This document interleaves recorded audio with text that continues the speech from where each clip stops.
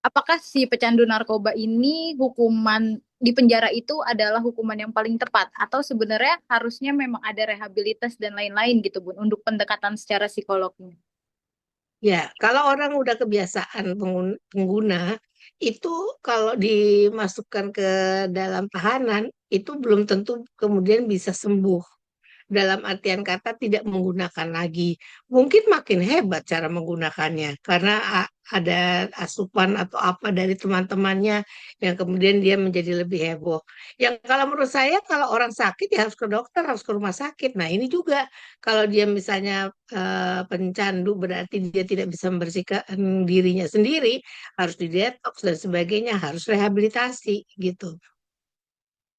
Tapi kok ini justru ketika dia sebagai pengedar, justru malah akhirnya dipindahkan ke tahanan paling mengerikan yaitu Nusa Kambangan ya Bu. Apa itu juga menjadi solusi yang baik yang paling relevan dari segi psikolognya atau malah ini menjadi untuk si pencandu dan pengedar narkoba ini?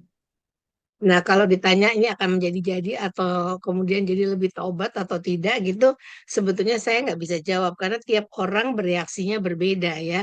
Tetapi bahwa ini kan juga mesti dicari lebih jauh lagi apakah katanya ini eh, nggak terlalu benar hal yang terjadi pada diri orang ini.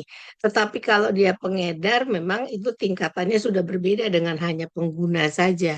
Nah, yang paling saya pikir harus dipikirkan oleh dari pihak apa namanya tahanan dan sebagainya adalah memikirkan juga apakah benar orang ini kemudian kalau misalnya ditaruh di Nusa Kambangan dan sebagainya akan jadi lebih baik. Kan sebetulnya kegiatan manusia dihentikan total masuk ke penjara membuat dia jera supaya tidak melakukan hal yang sama lagi. Dan kemudian akan kalau keluar dari situ akan jadi lebih baik gitu. Tetapi kan banyak juga kenyataannya orang yang masuk ke sana tidak jadi lebih baik. Jadi ada hal yang perlu diperhatikan untuk kemudian